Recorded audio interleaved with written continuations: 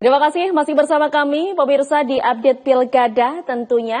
Nah, pemirsa, seperti kita tahu bahwa di beberapa daerah di Indonesia yang sedang menjalani Pilkada pada hari ini ada beberapa daerah yang memang terjadi yaitu fenomena kota kosong. Nah, kali ini kita mau menghadirkan beberapa artikel mengenai yaitu fenomena kota kosong di Pilkada 2024 kali ini. Ini dia.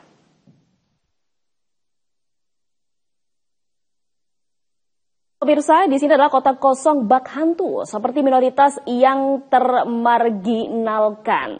Ini juga sudah dikonfirmasi sama beberapa daerah, jadi tidak hanya satu saja ya, ternyata ada beberapa daerah, pemirsa, yang sedang mengalami fenomena kota kosong. Apakah ada artikel selanjutnya?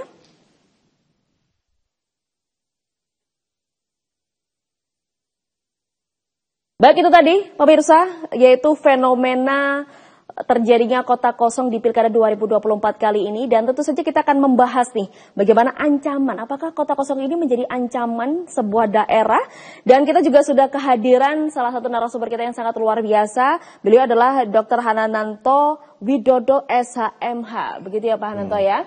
Beliau adalah selaku pakar hukum tata negara, dan kita sedang membahas Pak yaitu ancaman kota kosong Pilkada serentak 2024 yang ternyata setelah saya tahu beberapa minggu terakhir memang tidak hanya Surabaya saja ini Pak ya yang terjadi fenomena kota kosong ini. Tapi menurut Bapak Hananto sendiri sebenarnya kota kosong ini terjadi itu karena apa sih Pak? Apa karena memang beberapa partai akhirnya tidak bisa memilih calon pemimpin untuk daerah tersebut? Sebenarnya apa yang terjadi Pak? Ya, yang pertama saya lebih cocok menggunakan kolom kosong ya.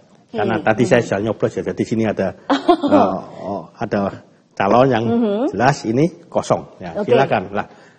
Di putusan MK itu bukan kolom kosong tapi ada alternatif setuju atau tidak setuju di putusan MK yang terakhir ini. Nah, tapi itu berlaku bukan sekarang tapi untuk pilkada periode depan. Nah, kenapa kotak kosong itu masih merebak? Padahal MK ya, Mahkamah Konstitusi dalam putusan MK nomor 60 ya di penghujung kekuasaan Jokowi itu memutus bahwa terkait dengan threshold ya, ambang batas suara untuk mencalonkan pasangan calon kepala daerah itu sudah diturunkan, disejajarkan dengan pasangan calon perseorangan.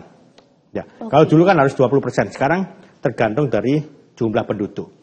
Kalau jumlah penduduk kalau kota, kabupaten, kota di atas 2 juta itu 6,5%. Jadi kalau dihitung ada beberapa yang cukup bisa maju dengan yang suara perolehan suara sedikit. Kita ambil contoh misalnya PKB di Jawa Timur. Lulu dan siapa? Satunya pasangannya itu kan dia hanya diusung PKB. Ya. Kenapa bisa? Karena memang ada aturan itu. Ada putusan MK itu. Lah.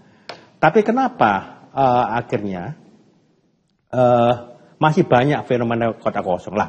Untuk menjawab itu maka kita akan melihat secara empiris politik empirisnya. Artinya kita akan melihat fenomena yang terjadi di beberapa daerah ya. Dan itu kita ambil sampel karena kita tidak melihat secara keseluruhan, tapi kita ambil sampel beberapa yang merupakan apa yang cukup populer di Indonesia, yaitu Surabaya. Ya. Di Surabaya, kalau kita bandingin di Jakarta misalnya, tapi meskipun beda satu provinsi, satu kota, itu kalau kita lihat fenomena kota kosong itu di Surabaya. Kenapa? Karena di Surabaya kita harus akui PDIP kuat. Ya. Tapi di beberapa daerah justru ada beberapa yang terancam terjegal, ya, misal di Bojonegoro, ya, terancam terjegal, akhirnya dengan putusan MK itu bisa itu. Lah, jadi kalau kita lihat, kalau seandainya di sini misalnya yang kuat bukan PDIP, misalnya, mungkin PDIP yang akan muncul sebagai pesaing dari yang kuat ini. Lah itu, lah seperti Bojonegoro itu, Kim Plus itu sudah memborong. Ada satu pasangan calon, yang salah satu adalah adiknya Pak Partekno itu sudah memborong hampir semua partai politik. Nah, akhirnya diselamatkan oleh putusan MK itu. Akhirnya PDIP kalau nggak salah itu yang mencalonkan, sehingga akhirnya terselamatkan menjadi dua pasangan calon itu. Gitu. Oke. Jadi seperti itu ya Pak. Jadi kalau misalkan tadi Pak Hananto menyebutkan bukan kota kosong, lebih ke kolom kosong itu tadi. Tapi kalau misalkan terjadi kota kosong ini Pak Hananto, apakah memang itu jadi pertimbangan masyarakat sendiri? Akhirnya masyarakat bisa bisa dibilang ragu nih untuk memilih. Berarti memang tidak ada calon pemimpin lagi nih di negara kita atau di daerah tersebut. Sebenarnya itu juga akan memvalidasikah perasaan masyarakat itu nggak sih Pak? Ya tergantung kalau kita lihat apakah di daerah tersebut itu ada persoalan yang sangat krusial yang membuat masyarakat kecewa dengan incumbent itu. Kalau tidak ada yang krusial dan signifikan, saya kira tidak. Ya. Tapi itu kalau krusial dan itu signifikan suaranya itu bisa jadi masalah. Lah, kenapa masalahnya? Karena kalau sampai kalah, tidak bisa mencapai 50% plus 1, dia akan diadakan pemilihan pada tahun berikutnya. Lah, pertanyaan bagaimana dalam rentak 1 tahun itu? Lah, itu akan dipilih oleh pejabat sementara. Lah, kalau itu yang terjadi, maka saya katakan itu merupakan suatu yang kebijakan inkonstitusional, tidak konstitusional. Kenapa? Karena jelas. Pasal 18 ayat 4 Undang-Undang Dasar menyatakan bahwa gubernur, bupati, wali kota, masing-masing sebagai kepala daerah, pemerintahan daerah itu dipilih secara demokratis, ya kan? Oleh karena itu yang memimpin harusnya adalah itu gubernur, bupati, wali kota, tidak boleh yang lain. Lah, makanya itu bagaimana dengan fenomena penjabat kepala daerah itu? Kalau menurut saya itu tidak bisa kalau secara konstitusional. Oleh karena itu jalan keluarnya Dulu ada beberapa teman dari Padang itu pernah melakukan kajian. Sebenarnya kepala daerah yang sudah selesai jabatannya itu bisa diperpanjang langsung. Kenapa? Itu tetap konstitusional. Kenapa? Pemilihan kepala daerah itu tidak ada periodisasi. Lain dengan pemilu. Kalau presiden, wakil presiden, DPR, DPD, DPRD itu ada periodisasinya 5 tahun. Tapi kalau kepala daerah tidak ada. Sehingga ketika misalnya gubernur itu diperpanjang sampai dia itu pilkada itu nggak masalah sebenarnya. Saya kira begitu. Oke. Jadi memang apakah berarti fenomena kotak kosong ini sudah dinyatakan Pak? Kalau misalkan ya calon satu-satunya ini akan menang. Apa mungkin masyarakat sendiri pun ada berkesempatan atau akan ada ibaratnya bisa dibilang calon wali kota ini atau calon pemimpin daerah ini pasti akan menang kalau misalkan melawan kotak kosong ini Pak? Belum tentu juga kan? Belum tentu juga kan Pak? Karena kan kita lihat akan kondisi bagaimana daerah masing-masing, itu pasti beda-beda.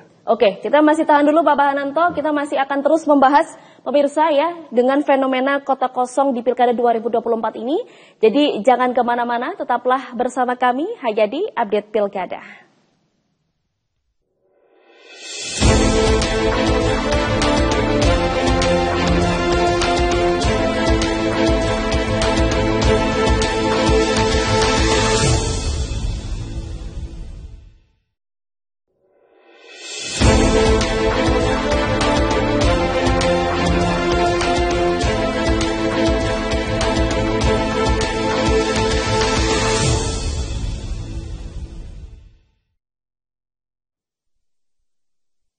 Terima kasih pemirsa, masih bersama kami di Update Pilkada tentunya, yang dimana pada hari ini kita akan terus menginformasikan informasi terkait jalannya Pilkada 2024 yang dilaksanakan oleh seluruh masyarakat Indonesia tentunya. Dan kita langsung saja beralih ke informasi lainnya pemirsa, yang dimana Badan Pengawas Pemilu atau Bawaslu Kota Tangerang, Banten menerima aduan dugaan money politik yang dilakukan oleh salah satu pasangan calon wali kota dan wakil wali kota Tangerang yang dilakukan selama masa tenang di 3 hari terakhir ini. Money politik yang dilakukan pasangan tersebut berupa bagi-bagi minyak goreng kemasan berukuran 1 liter kepada warga. Inilah video amatir yang mempertontonkan 2 orang pemuda yang diduga tim dari salah satu pasangan calon wali kota dan wakil wali kota Tangerang tengah membagikan minyak goreng berukuran 1 liter kepada warga setempat. Minyak tersebut dibagikan pada masa tenang pilkada selama 3 hari terakhir ini. Warga yang enggan menerima dugaan upaya money politik tersebut merekam dan melaporkannya kepada Badan Pengawas Pemilu atau Bawaslu Kota Tangerang. Menyikapi hal tersebut, Bawaslu Kota Tangerang langsung melakukan penelusuran dan mendapatkan bukti baru bahwa pembagian minyak ini telah dilakukan secara masif di 4 wilayah, seperti Kecamatan Pinang, Karangtengah, Neglasari, dan Kecamatan Batu Ceper. Ketua Bawaslu Kota Tangerang, Komarullah, mengatakan pihaknya hingga saat ini terus melakukan penelusuran terkait pembagian minyak goreng yang diduga dilakukan oleh pasangan calon wali kota dan wakil wali kota Tangerang nomor urut 1. Menurut Komarullah, jika terbukti bersalah, tidak menutup kemungkinan pasangan tersebut akan didiskualifikasi. Ini hari penanganan kedua, mulai tanggal 24 sampai tanggal 26, ini hari penanganan kedua. Jadi ada 2 masyarakat Kota Tangerang yang melaporkan ada dugaan money politik yang berupa sembako, yaitu minyak. Dan kemarin maghrib, kami sebelum 8 pulang, itu sudah ada laporan ke masyarakat. Sebab itu kami dari Bawaslu akan mempelajari semua laporan dari masyarakat terkait dugaan pembagian sembako. Kalau untuk paslon yang dilaporkan tersebut? Yang dilaporkan itu satu. Untuk wali kota Tangerang. Sementara itu, selama masa tenang pilkada yakni terhitung 24 hingga 26 November 2024 ini, Bawaslu Kota Tangerang telah menerima 2 laporan dugaan pelanggaran pemilu. Nah, kita akan balik ke informasi selanjutnya pemirsa, karena kita setelah ini akan langsung menayangkan yaitu grafis dengan yaitu kondisi di mana ancaman kota kosong yang di beberapa daerah pilkada 2024 kali ini di Indonesia. Ini dia grafisnya. Jadi ternyata ada 41 daerah pemirsa ya yang calon pemimpin ini melawan kota kosong. Jadi dari Pulau Sumatera pun ada, di Pulau Jawa pun juga ada. Ini dia ke-10 kota yang memang melawan kota kosong, pemirsa.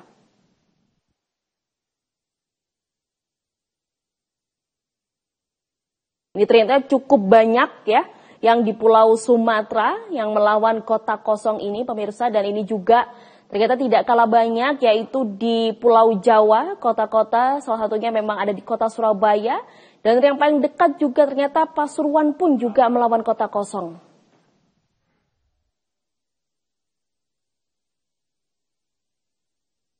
Ini luar biasa ya pemirsa, fenomena kota kosong ini tidak tanggung-tanggung, yaitu 41 kota yang melawan kota kosong di Pilkada 2024 ini. Kita masih bersama dengan Bapak Dr. Hananto, masih membahas yaitu perkara ancaman kota kosong di Pilkada 2024 ini ya Pak. Yeah. Tadi sudah bisa dilihat ada banyak sekali Pak ternyata ya. Nggak hanya, bahkan lebih dari 20, yaitu 41 lebih tepatnya. Nah, fenomena-fenomena ancaman kota kosong ini Pak, apakah itu memang bisa dibilang sebuah ancaman juga bagi masyarakat sendiri kalau misalkan nih, apakah ada kemungkinan sih Pak, kalau misalkan kemungkinan kota kosong inilah yang menang gitu Pak? Ya, jadi begini, 41 itu sudah terminimalisir. Artinya apa? Kalau tidak ada putusan MK nomor 60 itu pasti jauh lebih banyak. Oke. Ya kan, karena standar thresholdnya itu lebih diperkecil lah. Itu yang pertama. Yang kedua terkait dengan ancaman ya, ancaman terkait dengan kota kosong atau kolom kosong ini, sekali lagi semua itu akan tergantung pada kondisi masyarakat di daerah masing-masing. Lalu pertanyaannya adalah kenapa kok tetap muncul kota kosong? Itu kan jadi persoalan. Nah, jadi alasan utama itu ada kemungkinan beberapa partai politik itu memang gagal melakukan kaderisasi, ya kan? Iya. Nah, bahkan hampir semuanya, ya, bukan hampir, tapi sebagian besar itu dapat dikatakan gagal untuk melakukan kaderisasi. Memang ada beberapa daerah yang mengajukan calonnya sebagai pasangan calon kepala daerah. Tetapi ada beberapa daerah, bahkan itu bukan kepala daerah, tapi juga sampai presiden ya. Kita lihat misalnya Anies Baswedan dulu diajukan menjadi calon presiden. Beliau kan bukan kader dari partai politik ya, tapi bisa maju karena mereka beliau memiliki elektabilitas yang cukup ya. Begitu juga dengan di beberapa daerah itu. Ketika gagal melakukan kaderisasi itu akan sulit untuk, kecuali mereka akan bergabung dengan kandidat yang diusung oleh partai politik yang itulah. Tapi sebenarnya kalau kita lacak memang ada semacam, pertama basis massa di daerah yang cukup jelas, yang kedua adalah politik dinasti. Oke. Nah, basis massa yang cukup jelas misalnya di Surabaya, itu jelas PDIP. Diapakan pun PDIP tetap menang. Sehingga ketika akan mencoba untuk mengajukan calon untuk bertarung dengan calon dari PDIP, 99% ya. Saya nggak mengatakan 100% karena bisa dibalik sama Tuhan. 90%, 1% bisa dibalik oleh Tuhan menjadi itu peluangnya kan ya. Oleh karena itu 99% PDIP dapat dikatakan pasti menang, ya kan? Nah, tapi ada beberapa daerah misalnya itu merupakan yang dikuasai oleh kelompok-kelompok dinasti seperti Banten ya. Nah, itu jelas kalau kita lihat, saya nggak tahu kalau Banten itu masih ada ya. Masih. Nah, tapi orang menganggap bahwa itu daerah-daerah itu pasti dimenangkan oleh itu, pasti jelas. Nah, oleh karena itu, memang ini terkait dengan pertama kaderisasi, yang kedua adalah bagaimana kultur masyarakat kita. Karena kalau kita bicara mengenai politik dinasti, itu tidak berdiri sendiri, artinya masyarakat juga melegitimasi itu, ya kan? Kenapa? Kita lihat di beberapa daerah itu yang politik dinasti tetap aja mereka itu saja yang menang, ya. Sehingga apapun upaya dilakukan itu akan susah untuk memenangkannya. Mungkin itu karena kalau berpikir secara politik maka kita akan bicara mengenai menang kalah. Kalau sudah kalah ngapain kita maju gitu.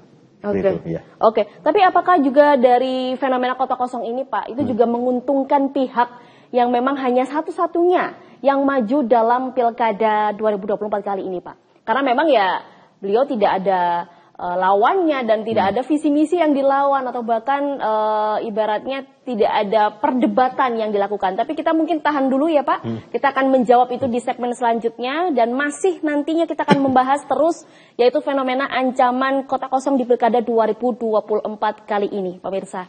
Jadi jangan kemana-mana, tetaplah bersama kami hanya di Update Pilkada.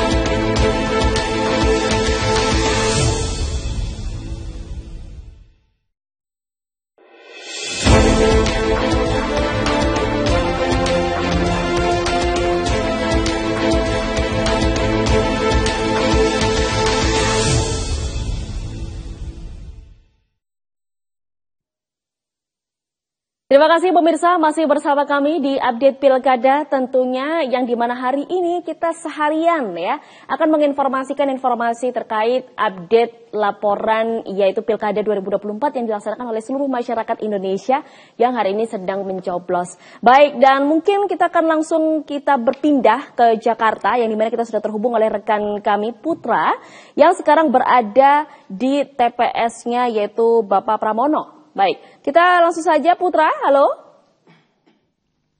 Ya, halo. Ya, baik Putra, bagaimana kondisi TPS yang dituju oleh Bapak Pramono ya?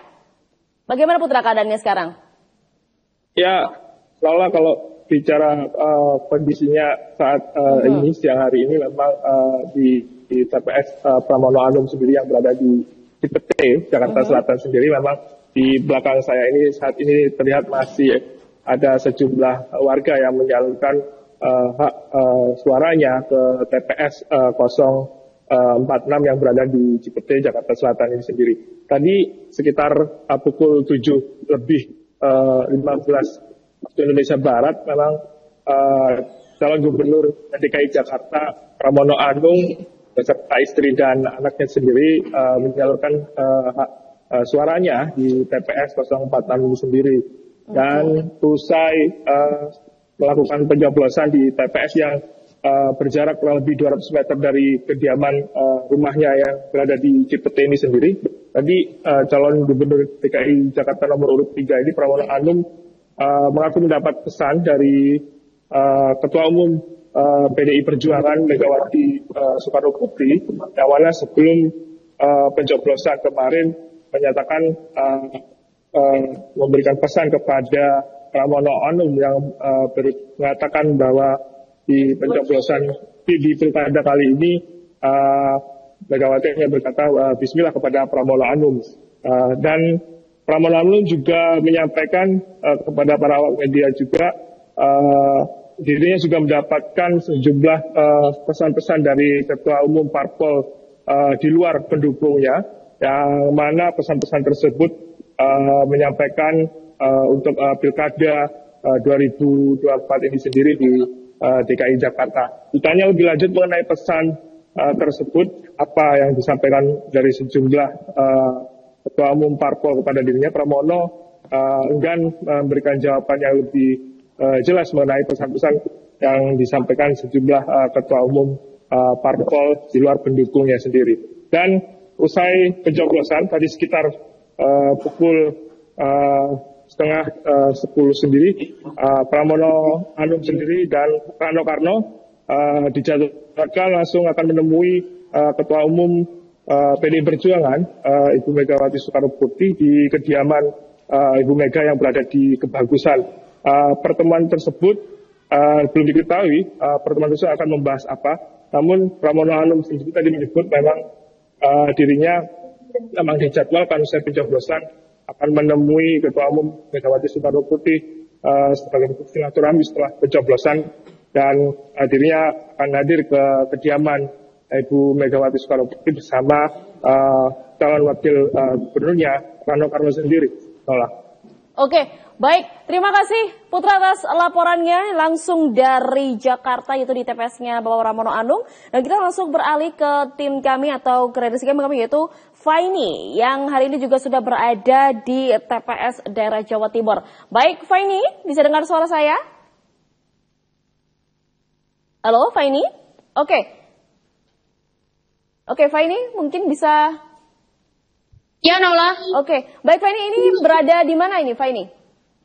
Ya, seperti yang Anda lihat, saat ini saya berada, tepat di belakang saya ini adalah kediaman pribadi calon gubernur Jawa Timur nomor urut 2, Khofifah Indar Parawansa, yang seperti Anda lihat bahwa banyak sekali masyarakat yang berbondong-bondong untuk hadir ke sini usai mencoblos, di mana kita ketahui bahwa calon gubernur nomor urut 2 ini menyediakan lapak untuk makan gratis bagi masyarakat. Usai mencoblos, mereka diberikan fasilitas untuk bisa bersantap, makan pagi bersama keluarga yang usai melakukan pencoblosan. Dan perlu diketahui bahwa tadi pagi usai melakukan ziarah yang menjadi agenda rutin Khofifah ketika akan melakukan hajatan besar di Makam Islam Wonocolo, tadi tepat pukul 9:30 Khofifah Indar Parawansa yang kita ketahui adalah calon gubernur nomor urut 2 didampingi oleh kedua putranya Mas Ali Managali dan juga Jalal untuk datang langsung ke TPS 19 Kelurahan Jemur Wonosari, Kecamatan Wonocolo untuk menyalurkan hak pilih mereka. Tentu kehadiran Khofifah dan juga anak-anaknya ini disambut biasa saja layaknya warga yang akan mencoblos atau menyalurkan hak suara. Tidak ada perlakuan spesial meskipun beliau adalah calon gubernur nomor urut 2. Begitu, Nola.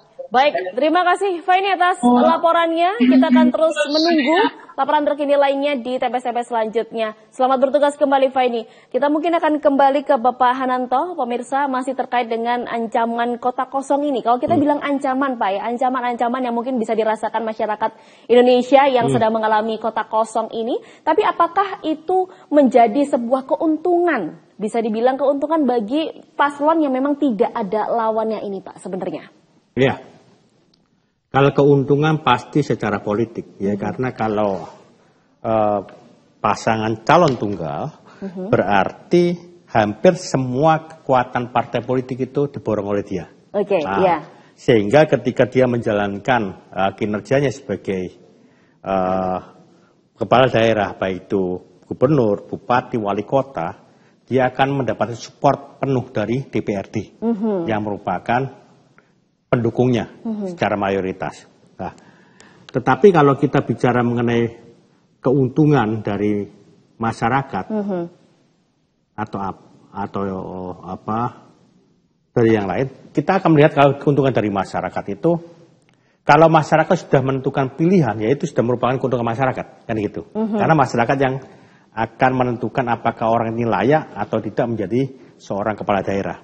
Lah, tapi sekali lagi, kalau kita lihat peta, kalau kita mengamati peta secara jelas, kalau orang itu sering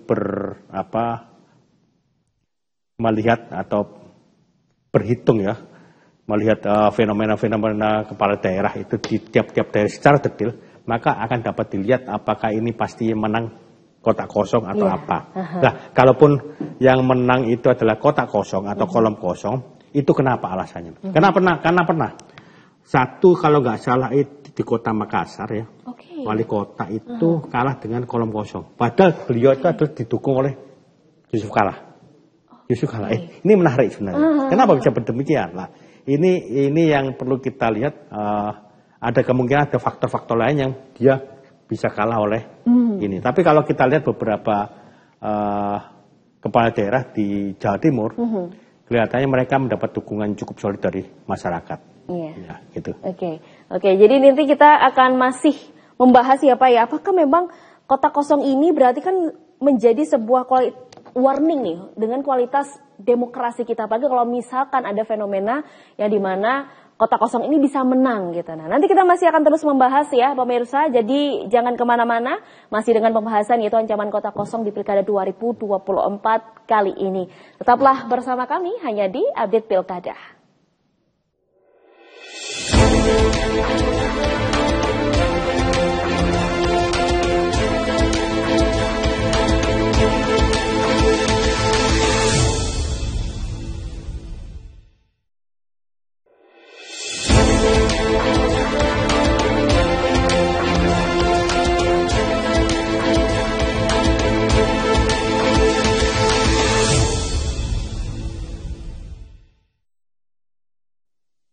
Terima kasih pemirsa, masih bersama kami yaitu di Update Pilkada 2024 yang dimana jatuh hari ini di tanggal 27 November 2024 masyarakat Indonesia sedang menjalani yaitu pesta demokrasi yang kedua, ibaratnya yaitu memimpin atau memilih calon pemimpin daerahnya masing-masing. Tapi ternyata ada beberapa daerah yang tadi sudah saya sebutkan yaitu di 41 daerah di Indonesia terjadi yaitu fenomena kota kosong alias paslonnya hanya satu-satunya dan tidak ada lagi alias kota kosong itu tadi. Nah, kita juga sudah bergabung selain Bapak Hananto, kita sudah bergabung juga melalui virtual yaitu Bapak Haryadi yang akan kita mau kasih atau pendapat ya bagaimana nih fenomena kota kosong terutama yang terjadi di kota Surabaya. Baik, Bapak Haryadi, bisa dengar suara saya? Halo, Pak Haryadi. Oke, baik. Selamat siang Pak Haryadi. Baik Pak Haryadi, ini saya mau bertanya nih Pak ya, dengan fenomena kota kosong yang hari ini dilakukan, lebih tepatnya adalah di kota Surabaya. Fenomena kota kosong yang terjadi di Surabaya ini menurut Pak Haryadi itu gimana nih Pak? Kenapa bisa terjadi? Ya, itu tadi ya. Jadi menurut saya ini adalah kegagalan partai politik yang pertama. Karena dari sekian juta penduduk di Surabaya, masa sih nggak ada satupun yang bisa ikut berkontestasi. Yang kedua, karena tingginya biaya politik yang ada, itulah salah satu penyebab juga sehingga hanya satu paslon saja. Karena kita melawan petahana, yang mana petahana itu adalah pengguna anggaran, kan begitu. Itu sih yang menurut saya kalau di Surabaya. Oke, tapi menurut Pak Haryadi sendiri yang fenomena di Surabaya itu tidak ada lawannya atau hanya seorang saja paslon yang sedang dicalonkan ini, apakah itu menjadi sebuah keuntungan bagi Bapak R. Cahyadi di pilkada kali ini, Pak? Kalau keuntungan itu kita bisa lihat dari sudut pandangnya ya, melihat ya. Tapi saya yakin kalau warga Surabaya itu sudah pada cerdas semua. Jadi dia bisa memilih mana itu calon yang baik kinerjanya maupun calon yang kurang baik kinerjanya. Seperti itu. Akan tetapi yang perlu kita waspadai adalah bentuk-bentuk kecurangan yang masif yang terjadi. Itu yang kita harus waspadai dan kita harus bisa saling menjaga satu sama lain. Karena terus terang aja untuk kota kosong sendiri ya, saya kan merupakan suatu pegiat kota kosong, itu regulasinya itu tidak mencantumkan bahwa kota kosong itu ada saksi mandatnya. Nah, ini yang perlu kita waspadai semua begitu loh. Harusnya kan bisa berlaku adil dan sama gitu loh. Oke, tapi target seperti apa sih Pak yang diharapkan setelah adanya fenomena kota kosong ini? Harapan saya ini adalah pembelajaran bagi semua partai politik ya. Yang mana nantinya apabila kota kosong menang, itu adalah merupakan tamparan yang serius buat partai politik untuk bisa menciptakan kader-kadernya kembali sehingga bisa ikut menjadi kontestan. Nah, akan tetapi kan di sini kan perlu kita ketahui bahwa anggaran kaderisasi itu kan ada yang namanya banpol ya, yang bersumber dari APBD. Harusnya partai politik itu bisa menciptakan kader-kadernya seperti itu. Gitu. Bukan inginnya yang instan-instan saja. Kan. Itu harapan saya ya kota kosong menang supaya demokrasi ini bisa terjaga dengan baik gitu. Sehingga kalau kota kosong menang, maka kan regulasinya tahun depan kan akan diadakan pemilu ulang nih. Iya. Ya di calon tunggal. Nah, itulah nanti yang bisa kita dorong semua elemen untuk bisa sama-sama mencalonkan pemilihan kepala daerah. Oke, begitu. Tadi Pak Haryadi pun juga menganggap yaitu harapannya adalah kota kosong yang menang. Berarti memang ada kemungkinankah Pak di kota Surabaya sendiri kota kosong yang akan menang Pak? Menurut Bapak Haryadi? Saya hampir 3 bulan ya keliling ke masyarakat karena memang ini harusnya ini sosialisasi yang dilakukan oleh penyelenggara yaitu KPU. Tapi saya lihat sampai dengan sekarang belum ada yang masif ya sosialisasi dari KPU. Akhirnya kita turun, kita ada tim semua, kita turun ke masyarakat. Survei yang kita lakukan, mayoritas hampir 75% ya warga Surabaya itu kurang puas dengan kepemimpinan petahana. Jadi saya meyakinkan diri bahwa kita semua cerdik, cerdas, sehingga bisa memenangkan kota kosong. Oke, baik. Lalu Pak, kalau misalkan kita bisa dibilang ambil saja kemungkinan bahwasanya kota kosong yang akan menang di kota Surabaya ini. Berarti kan dalam jangka waktu 1 tahun untuk menunggu pilkada ulang atau pemilihan ulang di Surabaya sendiri akan dipimpin langsung oleh pejabat setempat. Nah, itu apa berarti masyarakat Surabaya sudah siap ya Pak ya kalau misalkan dalam jangka setahun ini dipimpin tidak langsung oleh pemimpin yang dipilih masyarakat. Gimana tuh Pak Haryadi? Kalau itu kan kita siap. Artinya meskipun dipimpin oleh PJ, bukan berarti ekonomi dan pembangunan akan berhenti, kan tidak. Administrasi pemerintahan akan berhenti, kan tidak. Tetap berjalan, kan begitu. Nah, akan tetapi ini kan kita dorong dari teman-teman yang bisa maju, yang punya kualitas, itu untuk maju menjadi calon wali kota 2025 nantinya apabila diadakan pemilihan melalui jalur-jalur independen gitu loh. Karena terus terang aja tingkat kepercayaan di Surabaya terhadap partai politik sangat rendah. Oke, tapi apa yang dilakukan sih Pak dengan adanya kota kosong di Surabaya ini yang memang di hari coblosan ini katanya ada kegiatan keliling TPS, begitu ya Pak ya? Ya, betul. Kita akan keliling ke TPS, tujuannya hanya satu. Kita mengawasi meskipun kita tidak diperbolehkan untuk menjadi saksi. Tapi masyarakat semuanya berhak memperoleh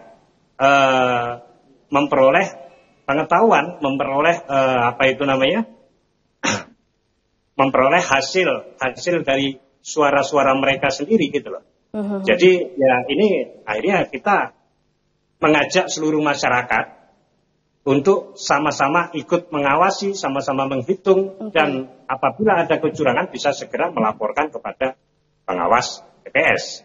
Kan begitu. Oke.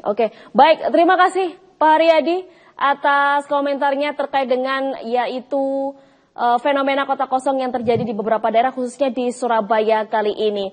Nah, kita nanti akan lanjutkan ya pemirsa, yaitu dialog bersama Bapak Hananto masih terkait dengan fenomena kota kosong ini. Saya juga masih penasaran, tadi juga Pak Hananto, begitu pula juga Pak Haryadi juga menyinggung bahwasanya kalau misalkan kota kosong ini yang menang, berarti kan memang dalam setahun, jangka waktu 1 tahun untuk menjelang pilkada ulang ini, harus ada namanya PJ setempat yang memimpin daerah tersebut, berarti itu kan tanpa memilih ya, masyarakat tanpa memilih pemimpin itu. Bagaimana itu tanggapannya? Nanti kita akan lanjut kembali, jadi jangan kemana-mana ya pemirsa, tetaplah bersama kami hanya di Update Pilkada.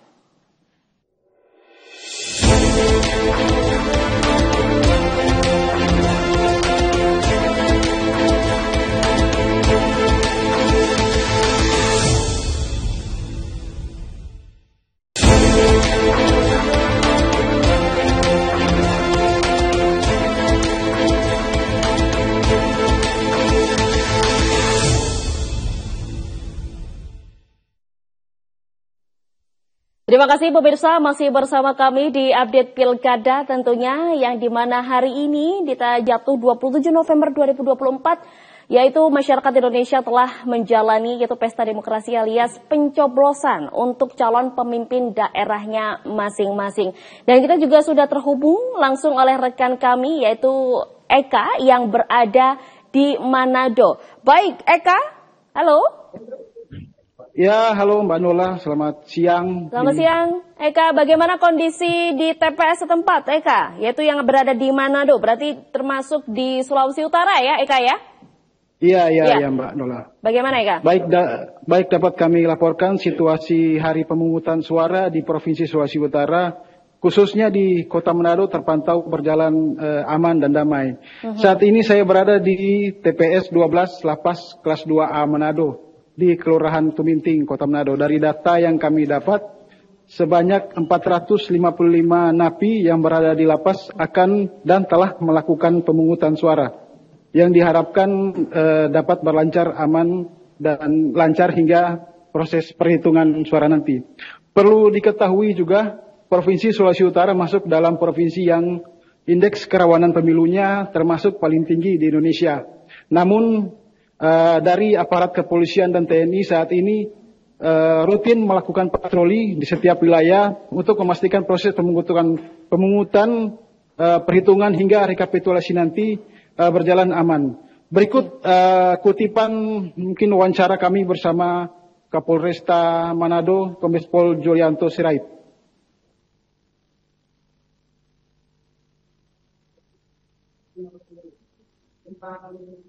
Kegiatan patroli bersama, kita mengecek kesiapan dan keamanan dari seluruh TPS yang ada di Kota Manado. Di data kami ada 677 TPS, salah satunya adalah di lapas ini.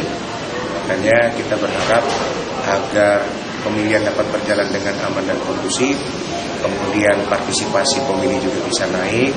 Kita bisa meyakinkan kepada masyarakat bahwa petugas keamanan akan memberikan keamanan dan menjamin keamanan sehingga pilihan yang akan mereka berikan itu betul-betul bisa terselenggara dengan baik.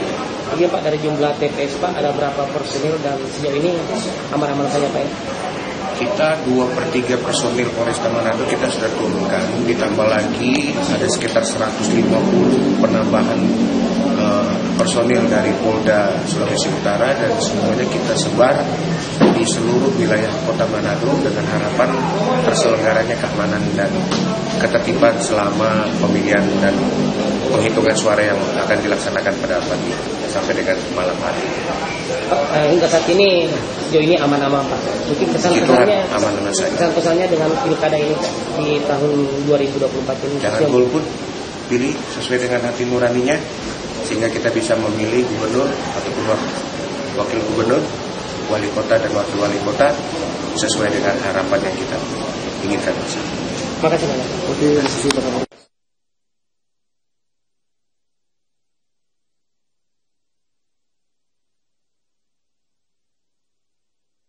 Baik, Eka?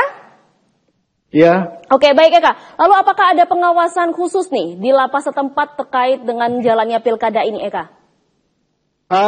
Kalau pengawasan khusus, Mbak, ada dari personil rutan. Oke. Dan termasuk juga dari kepolisian. Oke, berarti sejauh ini aman terkendali ya, Eka ya?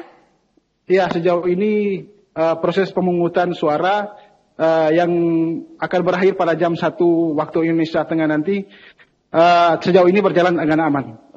Oke, baik Eka, terima kasih atas segala laporannya. Kita akan terus menunggu informasi terkini dengan jalannya pilkada di 2024 hari ini. Kita akan masih berlanjut ya pemirsa dengan narasumber kita yaitu Bapak Dr. Hananto terkait dengan fenomena kota kosong yang sedang terjadi di beberapa daerah di Indonesia. Tadi juga saya sudah menyebut Pak, begitupun juga tadi berkomentar Pak Haryadi bahwasanya adalah bisa dibilang ini adalah sebuah tamparan bagi partai politik kok bisa terjadi paslon-paslon ini melawan kota kosong. Berarti kan memang sudah, apakah itu menjadi sebuah bukti Pak bahwasanya partai politik ini akhirnya tidak bisa mengkaderisasi calon pemimpin di daerah tersebut Pak? Ya, kenyataannya begitu ya. Tapi begini ya, dengan adanya kota kosong itu menandakan bahwa demokratisasi kita itu juga jalan. Karena di beberapa negara maju itu ketika ada kepala daerah ya, yang dia hanya paslon tunggal itu langsung dinyatakan menang.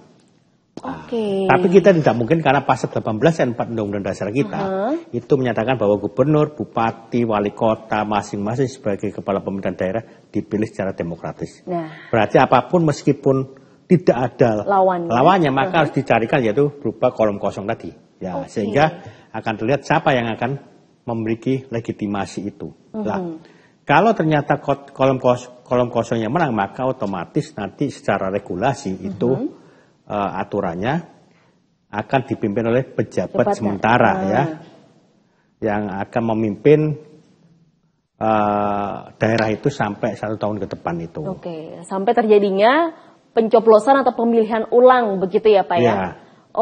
Nah berarti Pak mungkin menurut kacamata dari Pak Hananto sendiri apakah ini menjadi sebuah harus direvisikah ya undang-undang yang dimana memperbolehkan calon tunggal ini melawan kota kosong atau memang ya dengan terpaksa memang kalau misalkan nih calonnya memang hanya satu-satunya atau tunggal ya plan B-nya adalah melawan kota kosong. Tapi sebenarnya kalau menurut dari kacamata Pak Hananto ini boleh nggak sih Pak kayak gitu sebenarnya?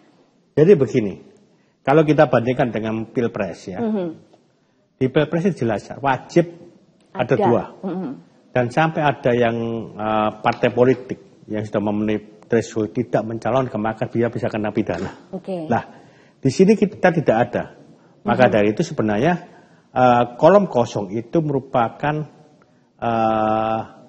reaksi ya pada tahun 2015 di mana di beberapa kota itu terancam melawan kolom kosong antara di Surabaya pada waktu itu Bu Risma ya pada waktu itu masih menjadi wali kota tahun 2015 beliau maju lagi dan ada beberapa misalnya ada salah satu calon tiba-tiba menghilang pada waktu mau mendaftar di KPU. Lah akhirnya itu terancam akhirnya kan yang melawan kalau nggak salah Pak Dima Mabrur pada waktu itu. Lah setelah itu ada yang mengajukan permohonan ke Mahkamah Konstitusi. Nah, Mahkamah Konstitusi dalam putusannya itu mengatakan boleh ada kolom kosong itu. Nah, kolom kosong itu adalah merupakan respon ya dari fenomena yang terjadi pada waktu itu karena ada beberapa partai politik yang memang tidak berani untuk mencalonkan karena lawannya itu kuat. Nah, tapi kita berbeda dengan beberapa negara maju itu, kita itu pasal 18 ayat 4 itu menyatakan bahwa harus dipilih secara demokratis. Karena kalau sudah dinyatakan menang, itu berarti tidak ada pemilihan. Oleh karena itu harus dicarikan lawannya itu apa? Kolom kosong itu. Oke. Gitu. Oke, jadi memang itu adalah solusi terbaik begitu ya Pak ya. Kotak kosong ini solusi terbaik jika di suatu daerah ini memang tidak ada lawannya atau calon tunggal. Tapi nanti kita akan masih membahas terus ya Pak ya di segmen selanjutnya terkait dengan ancaman kotak kosong di Pilkada 2024 hari ini pemirsa. Jadi jangan kemana-mana, tetaplah bersama kami hanya di Update Pilkada.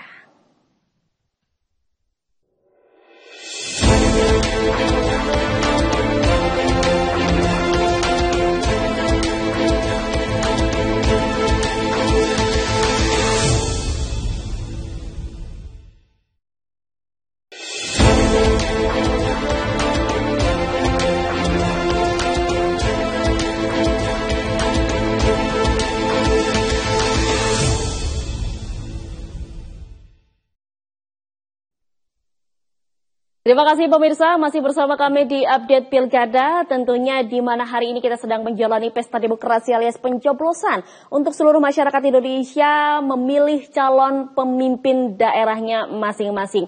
Masih terkait kita akan mengobrolkan di hari ini yaitu fenomena terkait ancaman kotak kosong di Pilkada 2024. Dan sebelum kita akan berlanjut ya ke dialog selanjutnya, kita akan terlebih dahulu menampilkan yaitu grafis ketentuan kotak kosong yang memang terjadi di 41 kota di Indonesia. Ini dia grafisnya. Baik, memang pemirsa, ketentuan kotak kosong ini yang dimana adalah masyarakat di daerah dengan pasangan tunggal akan mencoblos surat suara 2 kolom berisi foto paslon dan kolom kosong. Penentuan nomor urut pasangan calon dan kolom kosong tetap diundi. Kampanye memang boleh dilakukan oleh pasangan calon maupun pendukung kotak kosong.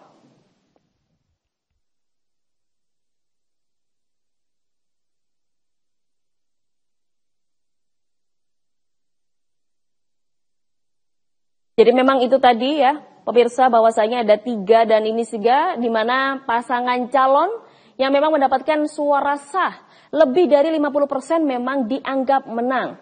Dan pemirsa juga perlu diketahui memang apabila kotak kosong mendapatkan lebih dari 50% juga suara, maka harus dilakukan pemilihan ulang pada September 2025. Begitu pula juga tahapan pemilihan pada 2025 ini berlangsung sekitar 6 bulan, dimulai dari bulan Maret.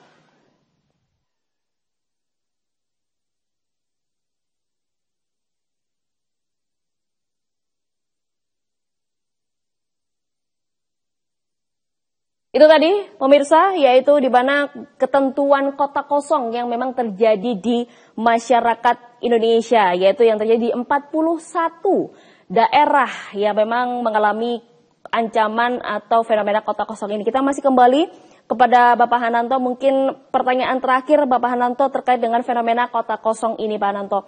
Tadi kita sudah menyinggung bahwasanya kita juga sudah harus siap ya, terutama pemerintah atau pejabat daerah, pejabat setempat yang dimana kalau misalkan memungkinkan bahwa kotak kosong inilah yang akan menang, gitu kan. Dan ini juga membuktikan bahwa faktanya memang beberapa partai politik akhirnya ya harus mengakui dengan pahit bahwasanya tidak bisa melahirkan calon-calon pemimpin baru nantinya. Nah, apakah dengan adanya fenomena kotak kosong ini membuat masyarakat Indonesia akhirnya melihat kalau misalkan calon pemimpin ini calon pemimpin tunggal Pak, menang pun ya tidak terlalu bangga, kalah pun juga malah semakin malu. Nah, biasanya kan karena memang melawan kotak kosong ini karena tidak ada calonnya. Itu bagaimana tanggapannya Pak Hananto? Jadi begini, seperti yang dikatakan pegiat kotak kosong tadi bahwa Pak Haryadi ya, bahwa memang akan sangat lucu ketika yang kotak kosong yang memenangkan. Artinya pasangan calon yang ini tidak bisa mencapai 50% lebih lah.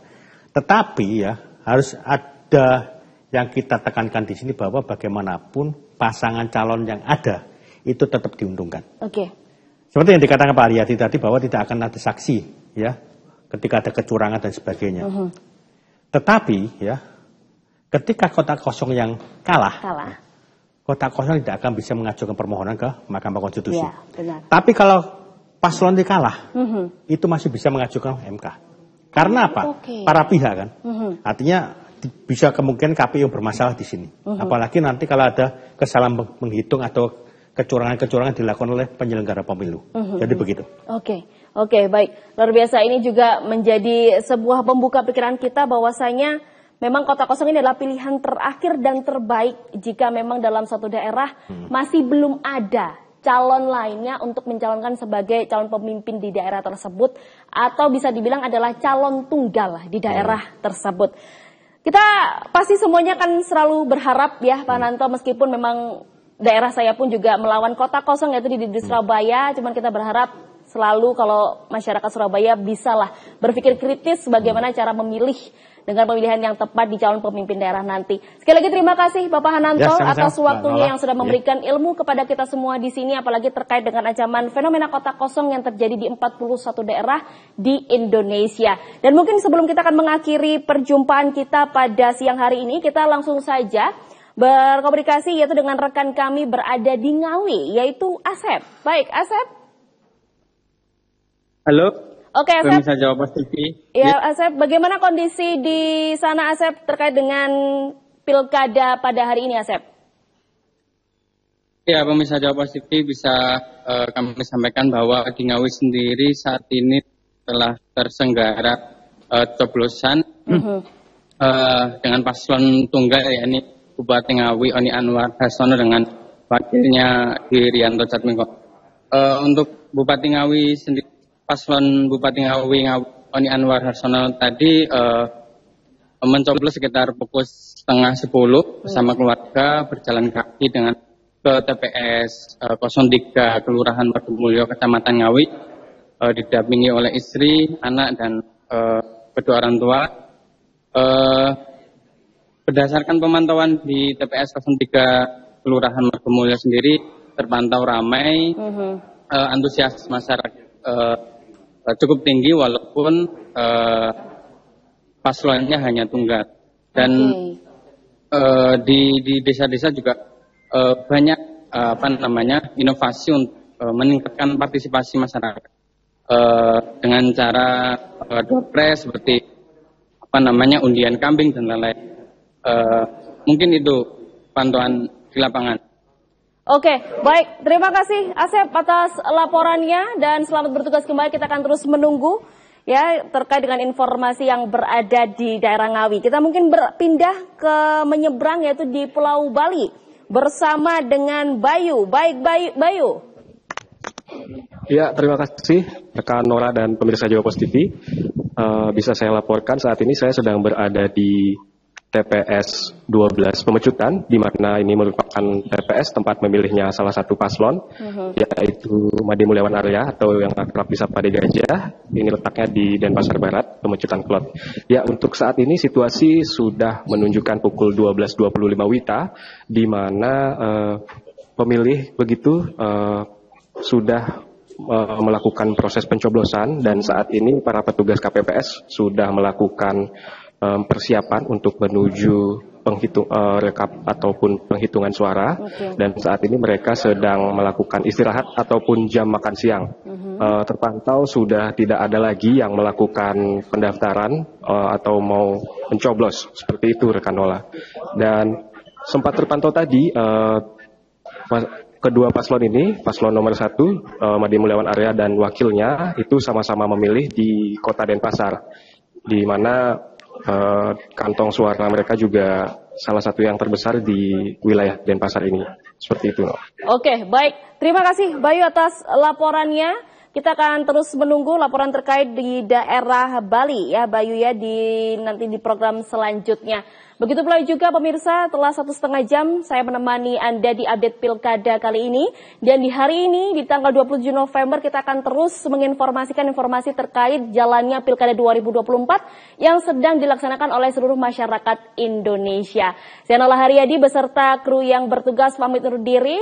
Tetap nantikan informasi-informasi pilkada di hari ini lainnya. Sampai jumpa pemirsa.